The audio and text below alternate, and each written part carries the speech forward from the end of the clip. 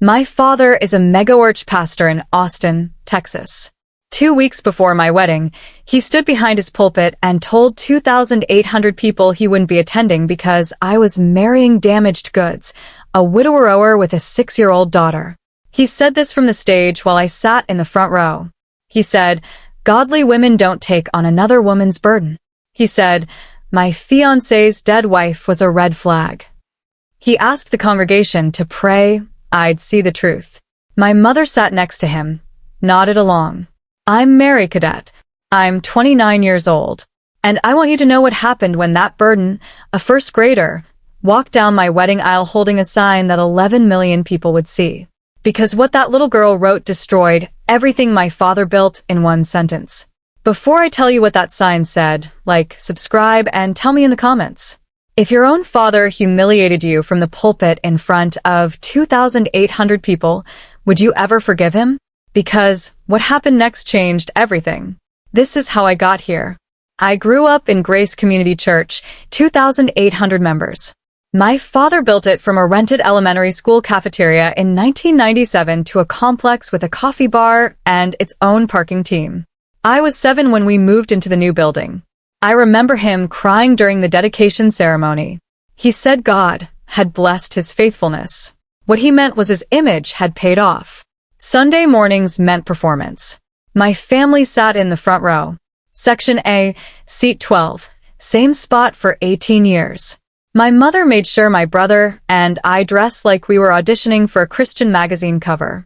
Modest, polished, camera ready because the cameras were always rolling. 3 services, all live streamed. People watched us. That was the point.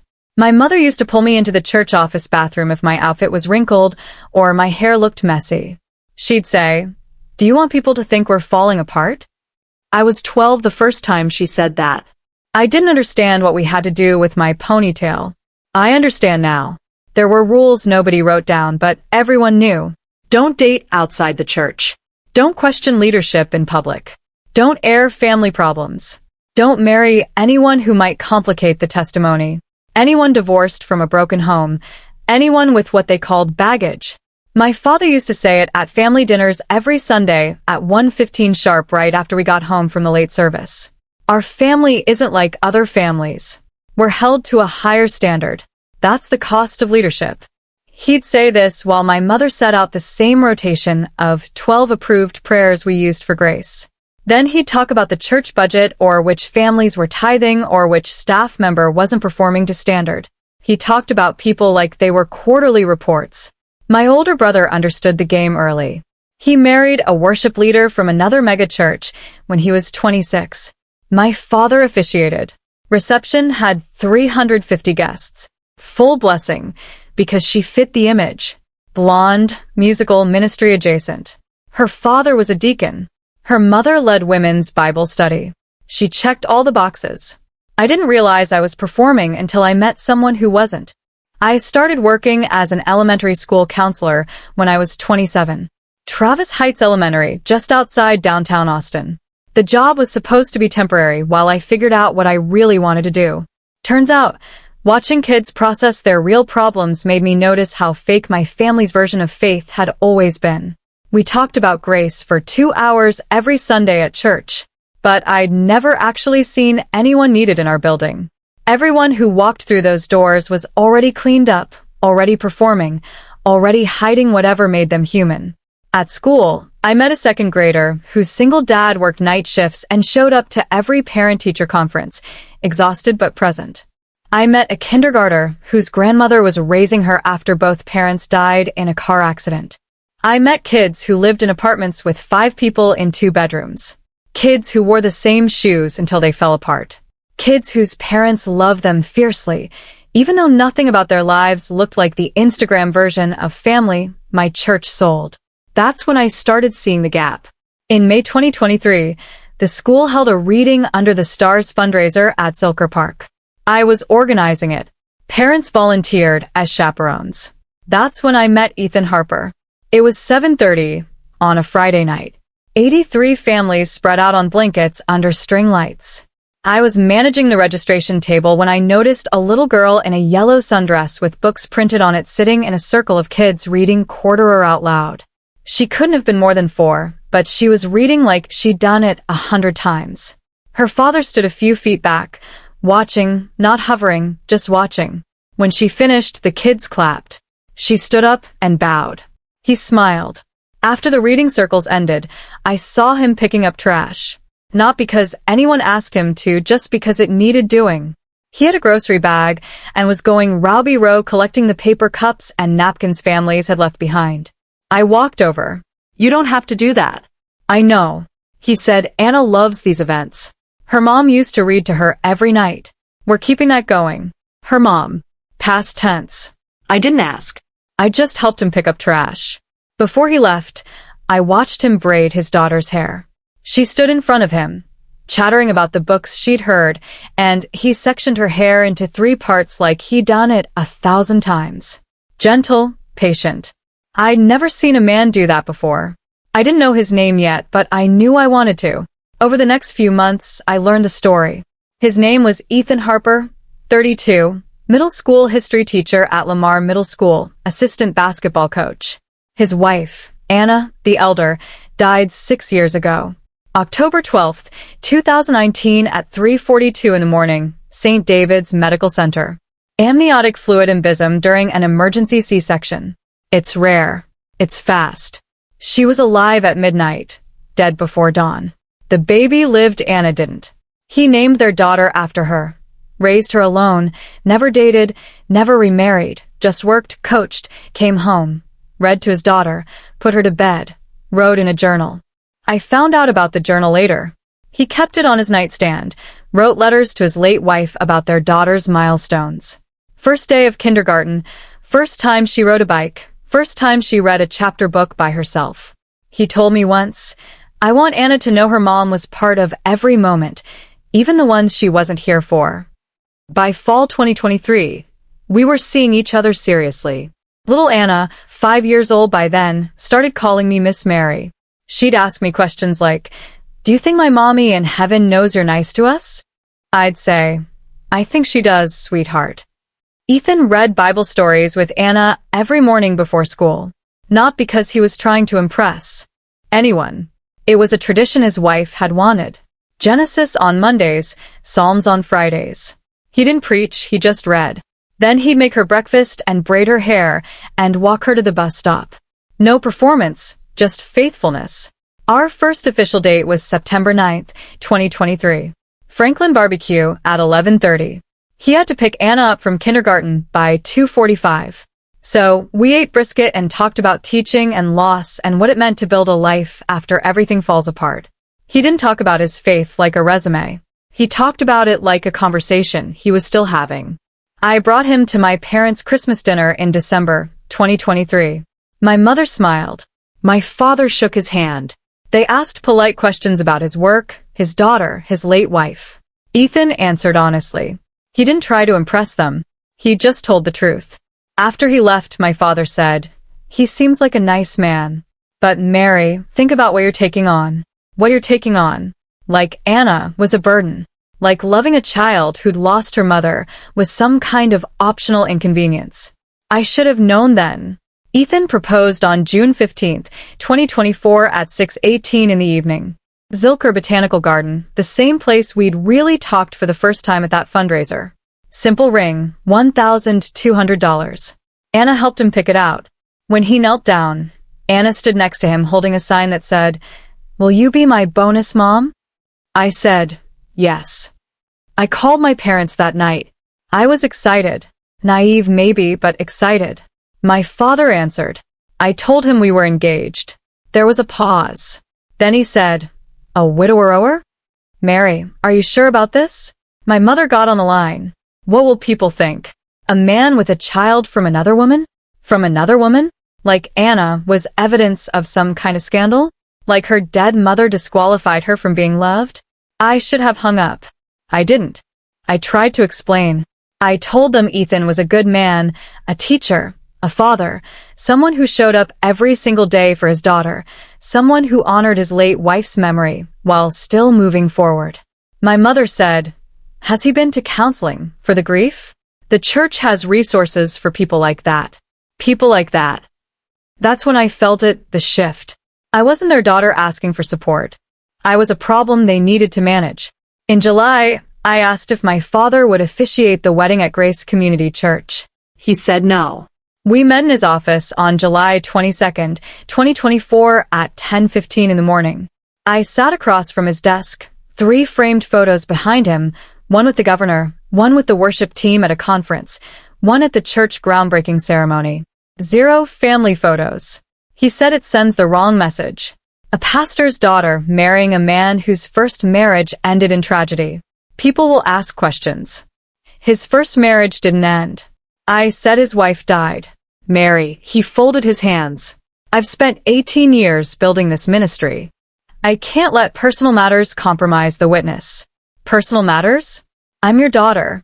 You're also a leader's child. That comes with responsibility. My mother was there, too, sitting in the chair next to me. She reached over and put her hand on mine. "Darling, if you insist on this, we'll support you privately. But we can't be publicly associated with the ceremony." Publicly associated, like my wedding was a scandal. Like marrying a man who loved his child was something shameful. I pulled my hand back. "So you won't come?" "We didn't say that," my mother said. "Yes, you did." My father leaned forward. "We're saying we can't celebrate something we don't believe is wise." I stood up. I didn't yell. I didn't cry. I just looked at him and said, "You preach grace every Sunday, but you can't extend it to your own daughter." I walked out. August through October 2024 were a series of tense family dinners and phone calls. My parents kept suggesting I wait a little longer or seek premarital counseling with someone who understands complicated situations. They offered to pay for it. $3,500. 12 sessions with Dry Vernon Matthews, a therapist who specialized in what they called helping young adults make wise covenant decisions. Translation: talk me out of it. I declined. I booked Zilker Botanical Garden for February 15th, 2025. Sent save the dates to 60 people. My parents' names were listed at the bottom under a line that said, "The cadet family regrets they are unable to attend." My mother called when she got hers. "Mary, do you really need to phrase it like that?" "How should I phrase it?" I asked. "You're not coming. That's the truth. We just think." I hung up. November 18th, 2024, 2 o'clock in the afternoon. I met my parents at a Starbucks on South Congress. My father had a 3:30 elder meeting. Couldn't be late for church business. I asked them one last time, "Will you come to my wedding?" My father said, "We can't celebrate something we don't believe is wise." My mother said, "This will hurt the church, Mary. People look up to us." I stared at her. "So, you're choosing the church over your daughter?" My father's voice was calm, cold. "I'm choosing my calling. I'm sorry you can't see that." As they stood to leave, my mother hugged me. She whispered in my ear, "You'll understand when you're a mother. Sometimes love means saying no." I thought, I already understand. That's why I'm saying yes. By December, I'd accepted it. They weren't coming. Fine. But I wasn't alone. My best friend, who used to lead youth group at Grace before she left for another church, stepped in as coordinator. Teachers from my school volunteered to help. Parents from Anna's school offered to bring food. Ethan's teaching colleagues donated their time. His late wife's parents, Anna's maternal grandparents, showed up to every planning meeting with casseroles and encouragement. We had 60 confirmed guests. Venue capacity was 75. Ceremony at 4. Reception was a small taco bar from Torches, $890. Flowers were donated by the parent of one of my students who owned a florist shop. No hired planner, no professional photographer, just people who loved us. In late January, Anna came to me with an idea. She wanted to walk down the aisle holding a sign like the flower girls do, but with words. Ethan wasn't sure. "Baby, are you sure you want to?" Anna nodded. "I want people to know I'm happy you're marrying my daddy." I said yes immediately. "What do you want the sign to say?" I asked. She thought about it. "I don't know yet. Can I think about it?" For the next 2 weeks, Anna worked on it with her first grade teacher's help. She kept it secret from me. Said it was a surprise for the wedding. The week before the ceremony, we had a small rehearsal dinner at Ethan's house. February 13th, 2025. 6:30 in the evening, 18 people. Anna wore a shirt that said, "Almost a flower girl," a gift from her teacher. Anna's grandmother hugged me and said, "Anna would be so proud of you both. And she'd love that baby girl has you now, Mary." Anna. The first Anna. The one who prayed for us before she even knew we'd exist. That night, my phone buzzed. Text from my mother. "It's not too late to postpone. We can work this out." I blocked the number. February 15th, 2025. 68 degrees in Austin. Unseasonably warm. Perfect weather for a garden ceremony.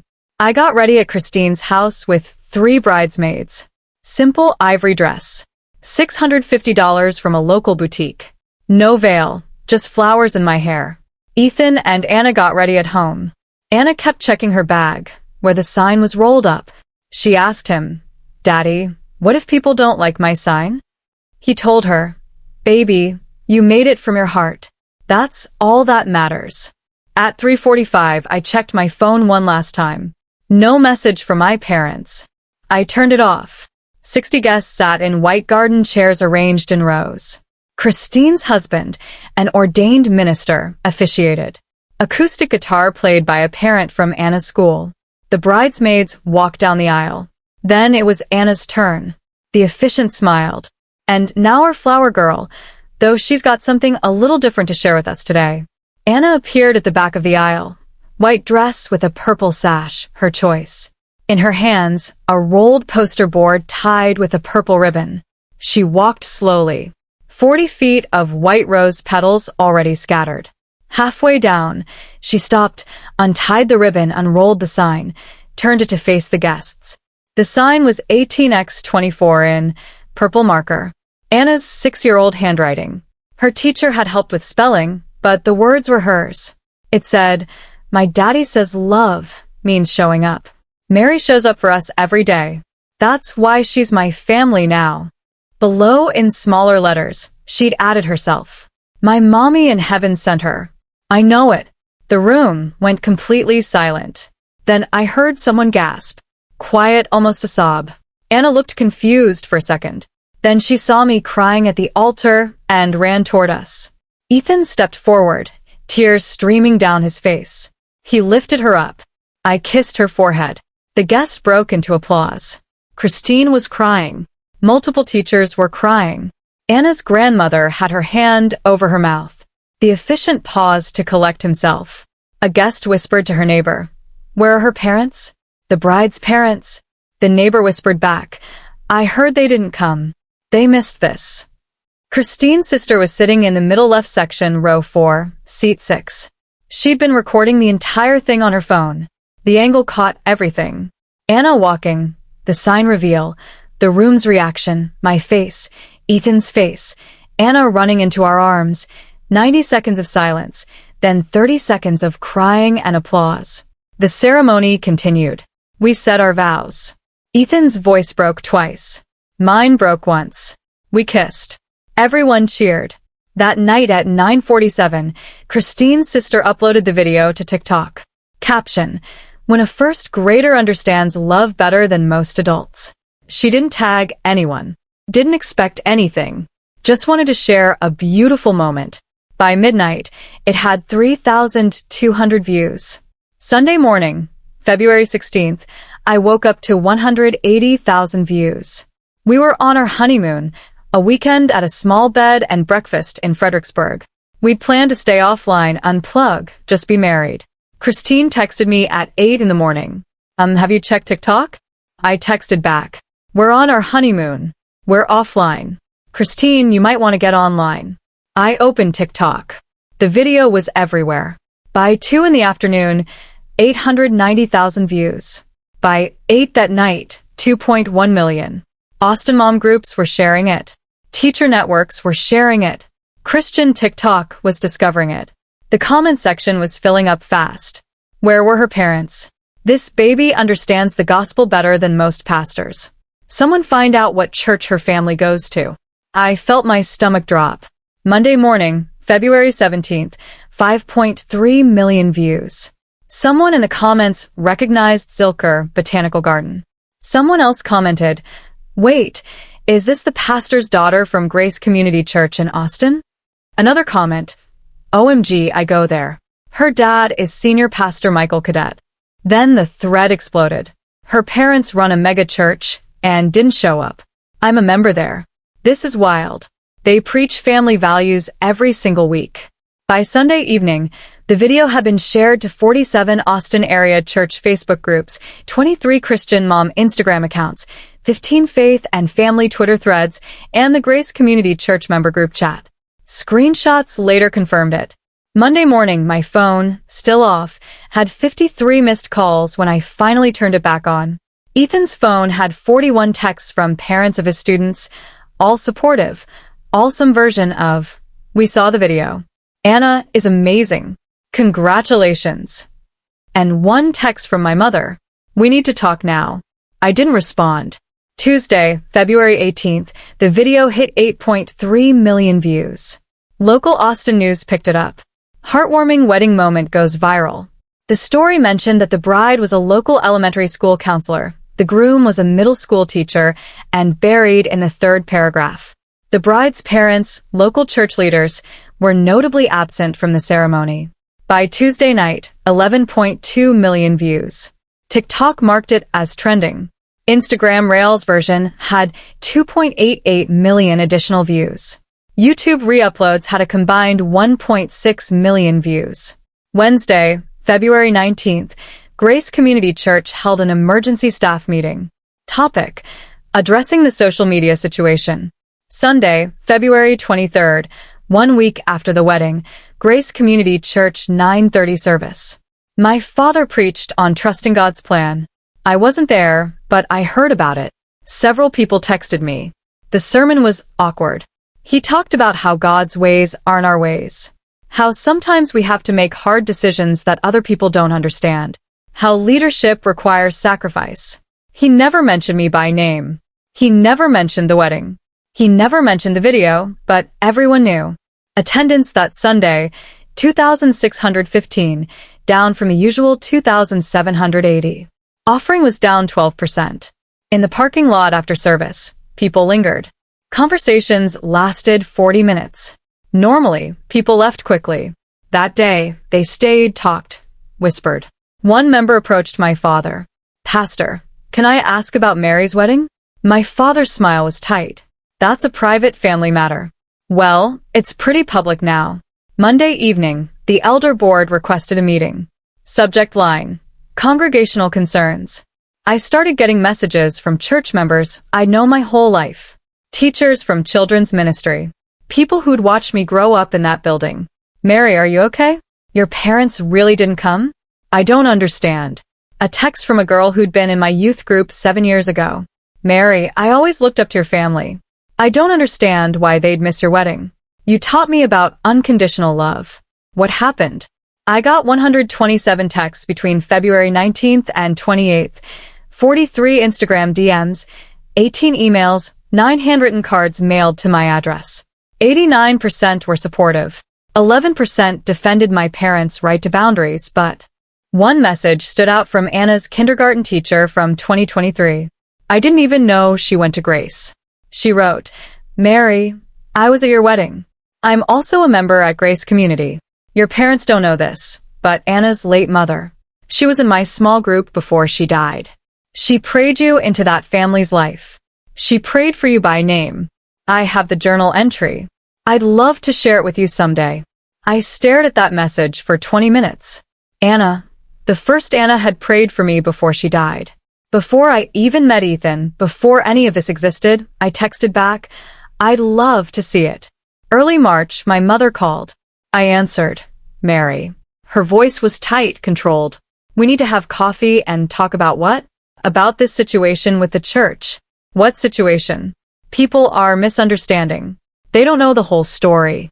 I leaned back against the kitchen counter. Ethan was in the living room with Anna reading. I could hear her laughing. "What story?" I asked. "You chose not to come to my wedding. That's the whole story. We were protecting you. No, you were protecting yourselves. Silence. Then my mother said, we can spin this as a misunderstanding. If you just release a statement saying we had a prior commitment, I hung up. 6 minutes and 33 seconds. That's how long the call lasted. I know because I checked the call log afterward. March 8th, my father's sermon title changed last minute. It was supposed to be Walking in Faith. The bulletin had already been printed. He changed it to When Families Disagree. People started recording. The sermon was 38 minutes long.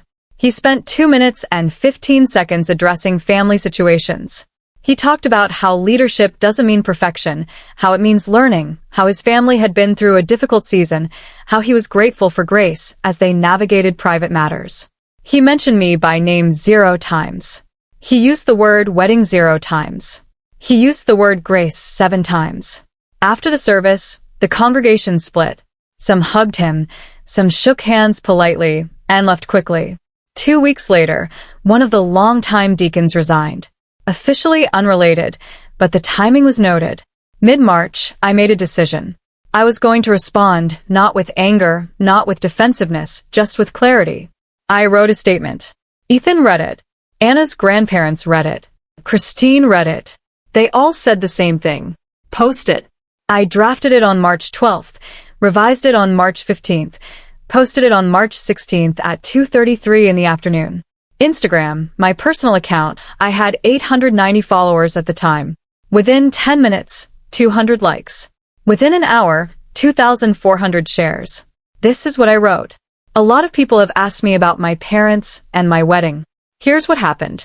My parents are Pastor Michael and Diane Cadet of Grace Community Church in Austin. I grew up in that church. I learned about grace, mercy, and unconditional love from the pulpit every Sunday.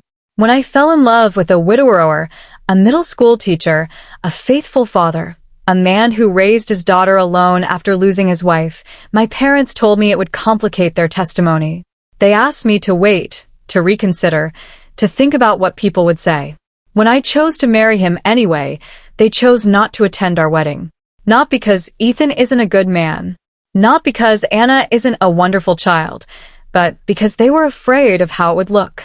My husband teaches kids about history and integrity every day. His daughter just taught millions of people about love. My parents taught me the words for grace, but Ethan and Anna showed me what it actually is. I don't share this for sympathy. I share it because a lot of you grew up like I did, believing that faith means performance, that love comes with conditions, that image matters more than people. It doesn't. I'm setting boundaries with my parents until they understand that. Not out of anger, out of clarity. And to everyone who keeps asking me if I regret marrying Ethan, the only thing I regret is not standing up to them sooner. Mary Harper. Yes, I changed my name proudly. The post reached 890,000 people in 72 hours. It was shared by teacher networks, parenting groups, trauma recovery accounts, ex-evangelical communities, healthy church advocates. The top comment had 18,000 likes. This is what the gospel actually looks like. Grace Community Church's Instagram account disabled comments on all posts. My father's assistant called me, asked if I'd consider taking the post down for the sake of ministry unity. I declined. The next day, Christine posted something on her own account. She didn't ask me first. She just did it. 3 photos. The first are save the date. At the bottom, it clearly listed my parents as unable to attend. The second, the church bulletin from February 16th, the Sunday after my wedding. It showed my father preaching. Topic: Trusting God's plan. No mention of me. No mention of a family wedding. The third, a photo from the wedding. 2 empty chairs in the front row. White ribbons tied to them. Reserved seating for people who never came. Caption receipts. The comment section exploded. So, he was healthy enough to preach, but not healthy enough to walk his daughter down the aisle. The ribbons on the empty chairs. I'm crying. This is what spiritual abuse looks like. Christine's post went up on March 17th at 9:15 in the morning. By the end of the day, Austin Local News had requested an interview with me. I declined. I told the reporter, the video and the post say everything that needs to be said. Late March, early April, Grace Community Church's attendance continued to drop. Not a collapse, not a mass exodus, just a slow, steady decline. March 23rd, 2510. March 30th, 2420. April 6th, 2350. Easter Sunday, April 13th, 2385. A small bump. Then it dropped again the following week. The women's ministry, led by my mother, saw enrollment drop 18% for the spring Bible study session. Several longtime members cited scheduling conflicts. In late April, the elder board asked my father to address the situation in a sermon. Not as an apology, as pastoral transparency. He resisted. They insisted. The compromise, a brief acknowledgement. April 27th, 10:30 service. Leadership doesn't mean perfection, he said from the pulpit. It means learning. My family has been through a difficult season. I'm grateful for your grace as we navigate private matters. 38-minute sermon, 2 minutes and 15 seconds spent on the situation. He mentioned me by name 0 times. He used the word wedding 0 times. He used the word grace 7 times. After the service, the congregation split. Some hugged him. Some shook hands and left quickly. One longtime deacon resigned 2 weeks later. Officially for personal reasons, but people noticed the timing. May 2025. My parents requested family therapy. My mother texted, "Can we at least try?" I responded, "Only if the therapist isn't church affiliated." She didn't reply. 3 days later, she texted again. "Can we at least meet for dinner?" I wrote back, "When you're ready to apologize to Ethan and Anna, not for optics, but because you mean it, call me. Until then, we're done." No response. On May 18th, Mother's Day, I sent flowers to my mother's house. The card said, "I still love you, but I can't trust you with my family." She didn't respond. June 2025, Anna turned 7. We had a birthday party at her house. 25 kids, teachers, parents from school, Anna's grandparents, Ethan's late wife's parents, Christine and her family, chosen family. My parents weren't invited. Anna asked about them once. "Why don't your mommy and daddy come to our house?" I knelt down, looked her in the eyes. "Because not everyone who's related to you is safe for you, baby. And that's okay." She thought about it, then nodded. "Okay." And that was it. She went back to playing with her friends. Summer 2025. Life moved forward. Ethan and I settled into marriage. Anna thrived. Our home became the gathering place for our community. Thursday dinners at 6:30. Anna helped me cook. Ethan set the table. Teachers, parents, friends. We hung photos in the hallway, wedding pictures, and a school photos, and carefully, respectfully, a photo of Ethan's late wife. Anna needed to see her, to know her, to remember she was part of this family, too. In September, I received a letter from Anna's grandmother, Ethan's late wife's mother. Inside was a journal entry. Blue ink dated April 18th, 2019. Anna, the first Anna was pregnant. High risk. She knew something could go wrong. She wrote, "If something happens to me, I pray Ethan finds someone who will love this baby like her own. Someone patient, someone kind, someone who shows up. God, send us someone who shows up." The grandmother's note said, "Mary, I found this after Anna passed. I've held on to it for 6 years. When I saw that video, I knew you're the answer to her prayer." I sat on the floor and cried for an hour, showed Ethan. He held me, then we framed it. We hung it in the living room next to the wedding sign. Anna doesn't know about the journal yet. We'll show her when she's older. For now, she just knows she's loved. Late 2025, Ethan and I launched something, Anna's Hope Fund, a scholarship for children of single parents pursuing education.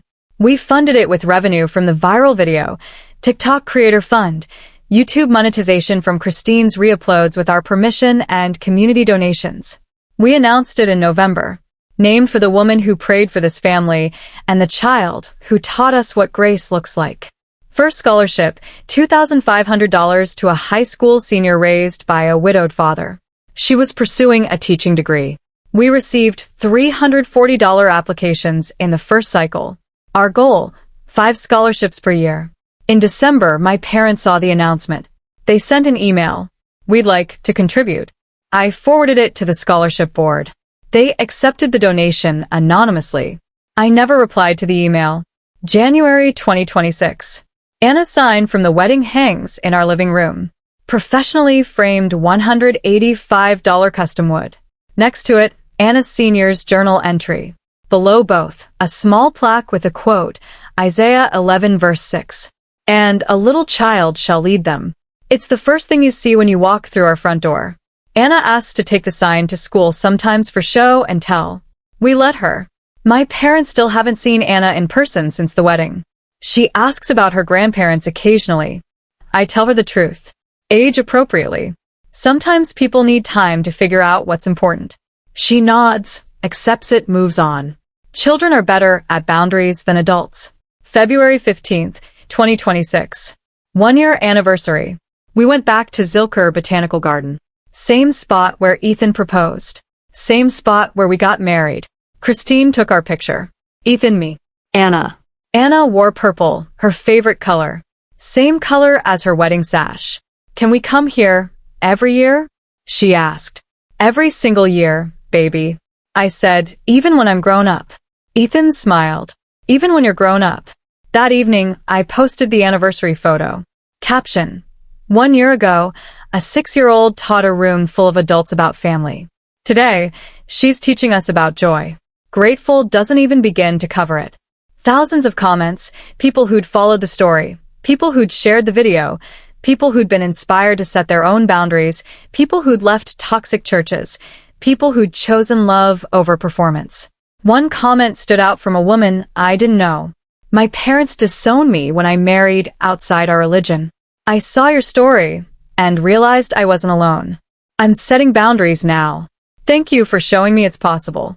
That's when I understood this story was never just about me.